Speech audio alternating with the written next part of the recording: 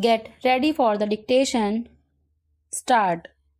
Mr. Vice Chairman, I wish the matter had not come up for discussion in this House in the form in which it has come, because we will be discussing, it appears, the same subject more or less piecemeal in connection with the other two bills as well. What was necessary for the government in this connection was to provide for a general discussion on the report of the Finance Commission, the kind of thing that we have on such reports, and after hearing the views of the members here, they should have formulated a bill. Even if they had formulated the bill earlier, the bill should have been preceded by a discussion on the report. It would then have given us an opportunity of dealing with this rather important subject in our public finance and indeed in our national life. But now we are asked to treat this matter piecemeal and deal with the bill as it comes separately.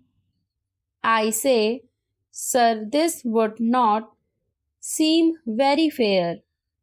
It is true that we have had two other reports of the Finance Commission and that we have had certain opportunities of discussing the issues raised by the Finance Commission on previous occasions.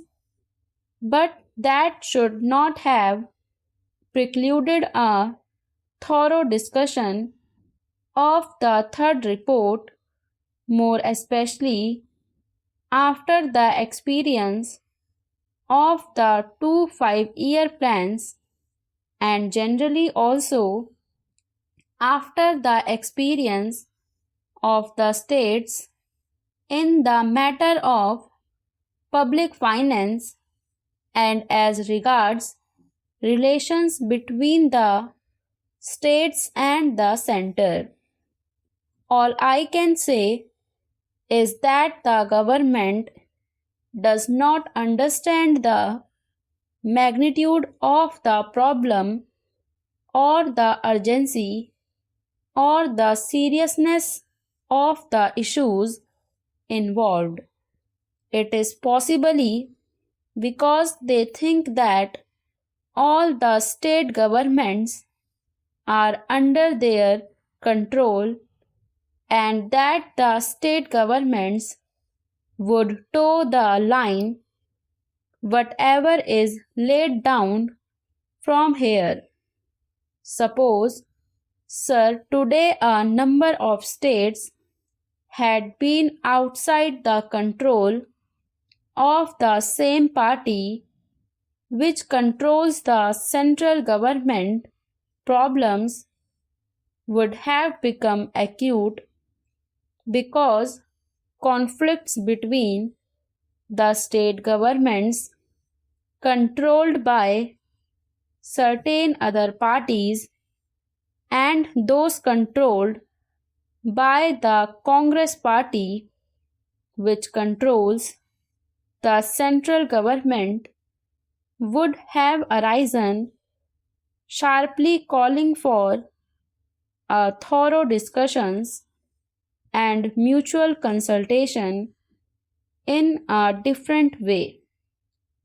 Once they can get past whatever they like and also Once it is passed, the states will more or less accept without any protest the dispensation of the center.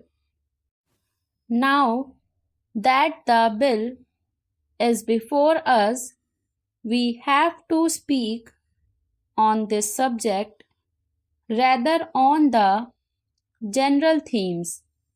Yet, I would like to make certain general observations in this connection because the basis of the bill is the report of the Third Finance Commission.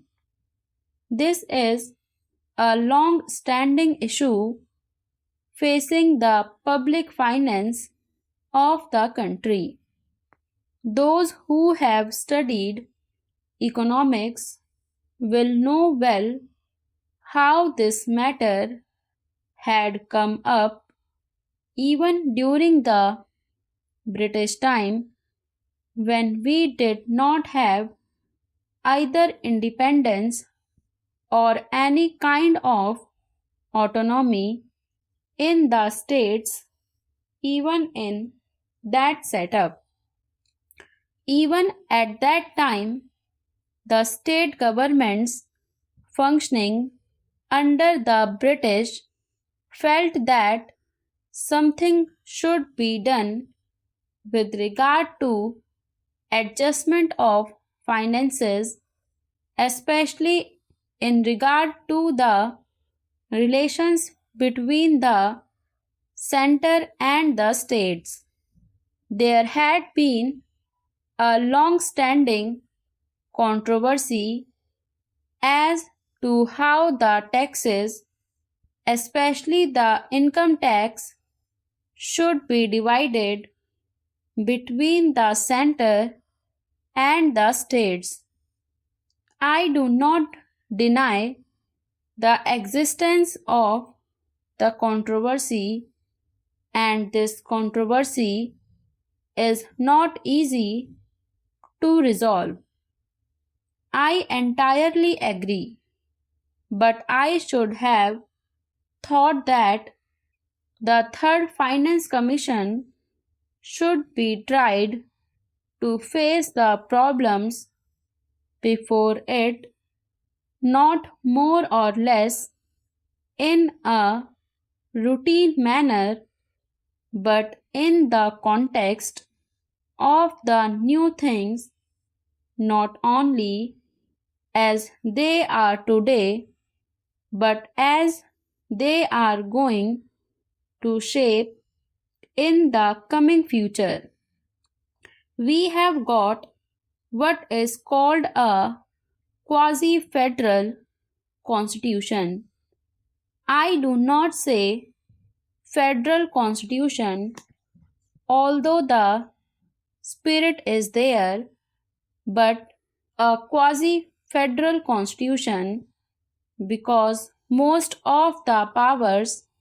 many of the powers that should remain with the states are now in the hands of the central government.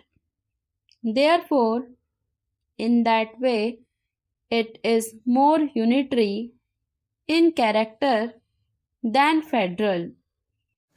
At the same time, structurally speaking, we have got the state assemblies, legislatures, state budgets, and so on. They function more or less in the same way. But if you go a little deeper into the affairs, it would immediately lead you to think that the states do not have any substantial real power, especially in the matter of finance. Perhaps at the time when the Constitution was framed, This aspect did not figure very much in the minds of the makers of the Constitution.